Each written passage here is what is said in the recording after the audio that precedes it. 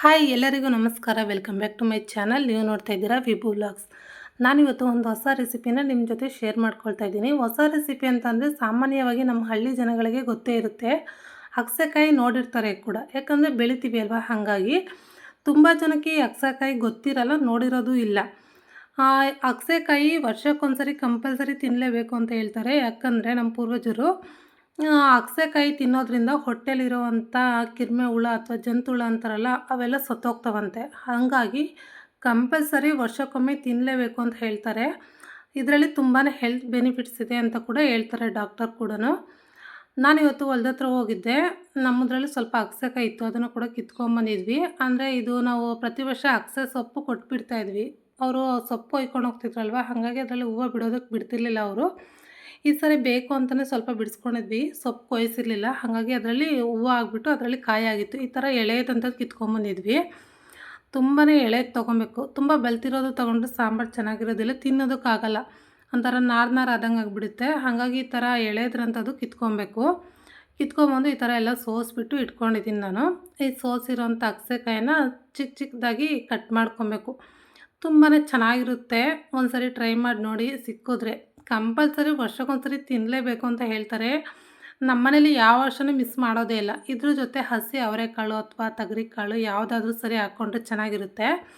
ಇದಕ್ಕೆ ಈ ಬಸ್ಸಾರಿಗೆ, ಅಗಸೆಕಾಯಿ ಬಸ್ಸಾರಿಗೆ ಬೇಳೆ ಹಾಕಿದ್ರೆ ಚೆನ್ನಾಗಿರೋದಿಲ್ಲ, ಕಾಳು ಹಾಕ್ಕೊಬೇಕು. ಒಣಗಿರೋ ಕಾಳಾದರೂ ಸರಿ, ಅದನ್ನು ನೆನೆಸ್ಬಿಟ್ಟು ಹಾಕ್ಕೊಂಡ್ರೆ ಅದು ಕೂಡ ಚೆನ್ನಾಗಿರುತ್ತೆ. ನಾನಿವತ್ತು ಅವರೆಕಾಳಿತ್ತು, ಅದನ್ನು ಸುಲಿದ್ಬಿಟ್ಟು ಬಿಡಿಸಿ ಎಲ್ಲ ಕ್ಲೀನ್ ಮಾಡಿ ಇಟ್ಕೊಂಡಿದ್ದೀನಿ. ಅವರೆಕಾಳು ಮತ್ತು ಅಗಸೆಕಾಯಿ ಹಾಕ್ಬಿಟ್ಟು ಬಸ್ಸಾರು ಮಾಡೋಣ ಅಂತ ಹೇಳ್ಬಿಟ್ಟು ಇವಾಗ ನಾನು ಅಗಸೆಕಾಯಿ ಹಚ್ಕೊಳ್ತಾ ಇದ್ದೀನಿ ಈ ಥರ ಸಣ್ಣದಾಗಿ. ಇನ್ನೊಂದೇನಪ್ಪ ಅಂದರೆ, ಅಗಸೆಕಾಯಿ ಬೇಯಿಸಿರೋಂಥ ನೀರನ್ನ ನಾವು ಸಾಂಬಾರಿಗೆ ಯೂಸ್ ಮಾಡೋದಿಲ್ಲ, ಅದು ಚೆಲ್ಬಿಡ್ಬೇಕು, ಯಾಕಂದರೆ ಕಹಿ ಬರುತ್ತೆ. ಹಾಗಾಗಿ ನಾನು ಇವಾಗ ಅಗಸೆಕಾಯಿ ಎಲ್ಲ ಹಚ್ಕೊಳ್ತಾ ಇದ್ದೀನಿ. ಹಚ್ಬಿಟ್ಟು ಫಸ್ಟು ನಾವು ಅವರೆಕಾಳು ಬೇಯಿಸ್ಕೊಬೇಕು. ಅವರೆಕಾಳು ಬೇಯಿಸ್ಬಿಟ್ಟು ಆ ನೀರು ಮಾತ್ರ ನಾವು ಸಾಂಬಾರಿಗೆ ಯೂಸ್ ಮಾಡ್ತೀವಿ. ಅಗಸೆಕಾಯಿ ಬೇಯಿಸಿರೋಂಥ ನೀರನ್ನ ನಾವು ಸಾಂಬಾರಿಗೆ ಯೂಸ್ ಮಾಡೋದಿಲ್ಲ, ಅದನ್ನು ಚೆಲ್ಬಿಡಬೇಕು. ಇವಾಗ ನೋಡ್ತಾ ಇರ್ಬೋದು, ನಾನು ಇವಾಗ ಅಗಸೆಕಾಯಿ ಈ ಥರ ಸಣ್ಣದಾಗಿ ಹಚ್ಕೊಂಡಿದ್ದೀನಿ. ಹಾಗೆ ಒಂದು ಚಿಕ್ಕ ಬೌಲಲ್ಲಿ ಅವರೆಕಾಳು ತೊಗೊಂಡಿದ್ದೀನಿ, ಹಸಿ ಅವರೆಕಾಳು. ಇವಾಗ ನಾನು ಫಸ್ಟು ಒಂದು ಕುಕ್ಕರ್ಗೆ ಹಸಿ ಅವರೆಕಾಳು ಮತ್ತು ರುಚಿಗೆ ತಕ್ಕಷ್ಟು ಉಪ್ಪು, ಅದು ಬೇಯೋದಕ್ಕೆ ಎಷ್ಟು ಬೇಕಷ್ಟು ನೀರು ಹಾಕ್ಕೊಂಡು ಫಸ್ಟು ಕಾಳು ಬೇಯಿಸ್ಕೊಬೇಕು. ಕಾಳು ಬೇಯಿಸ್ಬಿಟ್ಟು ಅದನ್ನು ತೆಕ್ಕೊಂಡು ನಂತರ ನಾವು ಅಗಸೆಕಾಯಿ ಬೇಯಿಸ್ಕೊಬೇಕು. ಇವಾಗ ನಾನು ಕುಕ್ಕರ್ ಇಡ್ತಾಯಿದ್ದೀನಿ, ಗ್ಯಾಸ್ ಆನ್ ಮಾಡಿಬಿಟ್ಟು ಕುಕ್ಕರ್ ಇಟ್ಬಿಟ್ಟು ಒಂದು ವಿಜಿಲ್ ಹಾಕ್ಸ್ಕೊಂಡ್ರೆ ಸಾಕು. ಅವರೆಕಾಳು ಹಸಿ ಅವರೆಕಾಳು ಆಗಿರೋದ್ರಿಂದ ಬೇಗನೆ ಬೇಯುತ್ತೆ. ಇದು ಒಂದು ವಿಜಿಲ್ ಹಾಕ್ಸ್ಕೊಂಡು ನಂತರ ಇದು ಕುಕ್ಕರ್ ತಣ್ಣಗಾದ್ಮೇಲೆ ವಿಜಲ್ ತೆಕ್ಕೊಂಡು ಕ್ಯಾಪ್ ತೆಗಿತಾಯಿದ್ದೀನಿ. ನೋಡ್ತಾ ಇರ್ಬೋದು, ಕಾಳು ಬೆಂದಿದ್ದಾವೆ. ಇವಾಗ ಈ ನೀರನ್ನ ನಾನು ಒಂದು ಪಾತ್ರೆಗೆ ತೆಕ್ಕೊಳ್ತಾ ಇದ್ದೀನಿ. ತೆಕ್ಕೊಂಡು ಈ ಕಾಳು ಸಪ್ರೇಟ್ ಮಾಡ್ಕೊಳ್ತೀನಿ. ನೋಡ್ತಾ ಇರ್ಬೋದು, ಇವಾಗ ನಾನು ಸಪ್ಪೆ ನೀರು ಮತ್ತು ಕಾಳು ಸಪ್ರೇಟ್ ಮಾಡಿಕೊಂಡು ಇದು ತೆಗೆದಿಟ್ಬಿಟ್ಟು ಮತ್ತು ಅದೇ ಕುಕ್ಕರ್ಗೆ ಹಚ್ಚಿರೋವಂಥ ಅಗಸೆಕಾಯಿ ಹಾಕ್ಕೊಳ್ತಾ ಇದ್ದೀನಿ. ಅಗಸೆಕಾಯಿ ಹಾಕ್ಕೊಂಡು ಇದಕ್ಕೂ ಸ್ವಲ್ಪ ರುಚಿಗೆ ತಕ್ಕಷ್ಟು ಉಪ್ಪು ಹಾಕ್ಕೊಂಡು ಇದು ಬೇಯೋದಕ್ಕೆ ಎಷ್ಟು ಬೇಕೋ ಅಷ್ಟು ನೀರು ಹಾಕ್ಕೊಂಡು ಇದು ಕೂಡ ಒಂದು ವಿಜಿಲ್ ಹಾಕ್ಸ್ಕೊಂಡ್ರೆ ಸಾಕು, ಚೆನ್ನಾಗಿ ಬೇಯುತ್ತೆ. ಮತ್ತು ಗ್ಯಾಸ್ ಆನ್ ಮಾಡಿ ಕುಕ್ಕರ್ ಇಟ್ಬಿಟ್ಟು ಕುಕ್ಕರ್ ಲಿಡ್ ಕ್ಲೋಸ್ ಮಾಡ್ತಾಯಿದ್ದೀನಿ. ಮಾಡಿಬಿಟ್ಟು ಇದು ಕೂಡ ಒಂದು ವಿಜಿಲ್ ಹಾಕಿಸ್ಕೊಂಡ್ರೆ ಸಾಕು, ಚೆನ್ನಾಗಿ ಬೇಯುತ್ತೆ.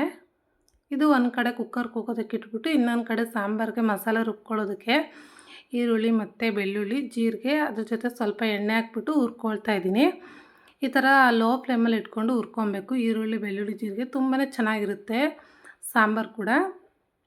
ಈ ಥರ ಸ್ವಲ್ಪ ಗೋಲ್ಡನ್ ಫ್ರೈ ಆಗೋವರೆಗೂ ಹುರ್ಕೊಂಬಿಟ್ಟು ನೋಡ್ತಾ ಇರ್ಬೋದು, ತುಂಬಾ ಚೆನ್ನಾಗಿ ಹುರ್ಕೊಂಡು ಇದ್ರ ಜೊತೆ ಖಾರದ ಪುಡಿ, ಮಸಾಲೆ ಪುಡಿ, ಹಾಗೆಯೇ ಸ್ವಲ್ಪ ಕೊಬ್ಬರಿ, ತೆಂಗಿನಕಾಯಿ ಹಸಿ ಕಾಯಿ ಇರಲಿಲ್ಲ, ಹಾಗಾಗಿ ಕೊಬ್ಬರಿ ಹಾಕ್ಕೊಂಡಿದ್ದೀನಿ ನಾನು. ಜೊತೆಗೆ ಸ್ವಲ್ಪ ಹುರ್ಗಡ್ಲೆ, ಒಂದು ಸ್ವಲ್ಪ ಹುಣಸೆಹಣ್ಣು ಹಾಕ್ಬಿಟ್ಟು ಇದು ಸ್ವಲ್ಪ ಮಿಕ್ಸ್ ಮಾಡಿಕೊಂಡು ಇದನ್ನು ತಣ್ಣಗಾಗೋದಕ್ಕೆ ಬಿಡಬೇಕು. ಇದು ತಣ್ಣಗಾಗೋ ಅಷ್ಟರಲ್ಲಿ ನಾನು ಕುಕ್ಕರ್ ಕೂಡ ಕೂಗಿ ತಣ್ಣಗಾಗಿತ್ತು.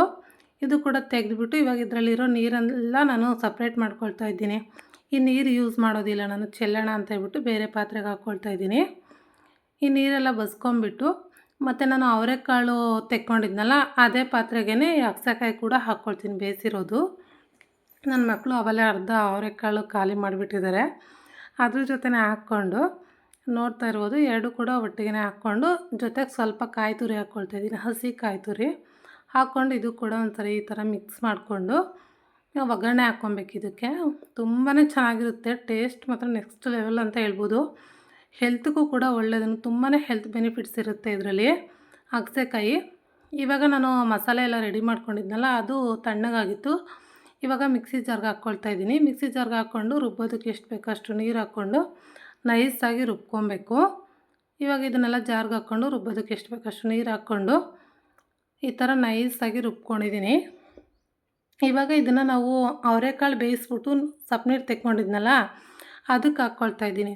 ನಾನು ಅಗಸೆಕಾಯಿ ಬೇಯಿಸಿರೋ ನೀರು ಸಪ್ರೇಟಾಗಿ ತೆಕ್ಕೊಂಬಿಟ್ಟೆ. ಇದು ಬರೀ ಅವರೆಕಾಳು ಬೇಯಿಸಿರೋ ಅಂಥ ನೀರು. ಇದಕ್ಕೆ ಸಾಂಬಾರು ಕೂಡಿಸ್ಕೊಳ್ತಾ ಇದ್ದೀನಿ. ಇವಾಗ ಜಾರೆಲ್ಲ ತೊಳೆದ್ಬಿಟ್ಟು ಈ ಥರ ಹಾಕ್ಕೊಂಡು ಸಾಂಬಾರು ಕೂಡ ಕೂಡಿಸ್ಕೊಂಡಿದ್ದಾಯಿತು. ಸಾಂಬಾರು ರೆಡಿ ಆಯಿತು. ಇನ್ನೇನಿದ್ರು ಒಗ್ಗರಣೆ ಹಾಕ್ಕೊಳ್ಳೋದು. ತುಂಬಾ ಬೇಗನೆ ಆಗುತ್ತೆ, ಟೇಸ್ಟು ಕೂಡ ಚೆನ್ನಾಗಿರುತ್ತೆ. ಅಗಸೆಕಾಯಿ ವರ್ಷಕ್ಕೊಂದ್ಸರಿ ಕಂಪಲ್ಸರಿ ತಿನ್ನಲೇಬೇಕು ಅಂತ ಹೇಳ್ತಾರೆ ನಮ್ಮ ಪೂರ್ವಜರು. ಇವಾಗ ಸಾಂಬಾರು ಕೂಡ ಕುದಿಸ್ಕೊಂಡಿದ್ದೀನಿ. ಇದನ್ನು ಎತ್ತಿಟ್ಬಿಟ್ಟು ಇವಾಗ ಒಂದು ಬಾಣಲಿ ಇಟ್ಕೊಳ್ತಾ ಇದ್ದೀನಿ. ಅದೇ ಬಾಣಲಿ ಬಿಸಿ ಆದ ನಂತರ ಎಣ್ಣೆ ಹಾಕ್ಕೊಂಡು, ಎಣ್ಣೆ ಕಾದ ನಂತರ ಸಾಸಿವೆ ಹಾಕ್ಕೊಳ್ತಾ ಇದ್ದೀನಿ.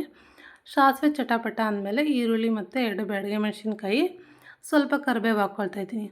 ಇದು ಕೂಡ ಫ್ರೈ ಮಾಡಿಕೊಂಡು ನಾನು ಸಾಂಬಾರಿಗೆ ಮತ್ತು ಪಲ್ಯಕ್ಕೆ ಎರಡಕ್ಕೂ ಒಟ್ಟಿಗೆ ಒಗ್ಗರಣೆ ಹಾಕ್ಕೊಳ್ತೀನಿ.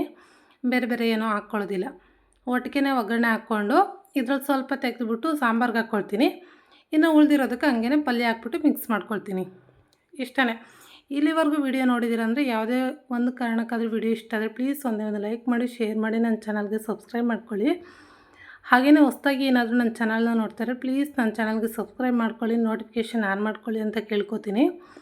ನೋಡ್ತಾ ಇರ್ಬೋದು. ಇವಾಗ ಅರ್ಧ ಒಗ್ಗರಣೆ ಸಾಂಬಾರ್ಗೆ ಹಾಕ್ಕೊಂಡು ನಂತರ ನಾನು ಅದೇ ಒಗ್ಗರಣೆಗೆ ಈ ಥರ ಪಲ್ಯ ಹಾಕ್ಕೊಂಡು ಮಿಕ್ಸ್ ಮಾಡ್ಕೊಳ್ತಾ ಇದ್ದೀನಿ. ಅವರೆಕಾಳು ಮತ್ತು ಅಗಸೆಕಾಯಿ, ತೆಂಗಿನಕಾಯಿ ಎಲ್ಲ ಮಿಕ್ಸ್ ಮಾಡ್ಕೊಂಡಿದ್ನಲ್ಲ, ಅದನ್ನು ಹಾಕ್ಬಿಟ್ಟು ಮಿಕ್ಸ್ ಮಾಡ್ಕೊಳ್ತಾ ಇದ್ದೀನಿ. ತುಂಬಾ ಚೆನ್ನಾಗಾಗಿತ್ತು ಸಾಂಬಾರು ಮಾತ್ರ. ನೀವು ಒಂದ್ಸರಿ ಅಗಸೆಕಾಯಿ ಸಿಕ್ಕಿದ್ರೆ ಟ್ರೈ ಮಾಡಿ, ಹೇಗೆ ಬಂದಿತ್ತು ಅಂತ ಹೇಳ್ಬಿಟ್ಟು ಕಮೆಂಟ್ ಮಾಡಿ. ತುಂಬಾ ಚೆನ್ನಾಗಿ ಬಂದಿತ್ತು. ರಾಗಿ ಮುದ್ದೆ ಕೂಡ ಮಾಡ್ಕೊಂಡಿದ್ದೆ ನಾನು. ಅಗಸೆಕಾಯಿ ಬಸ್ಸಾರು, ragi mudde. Thank you for watching.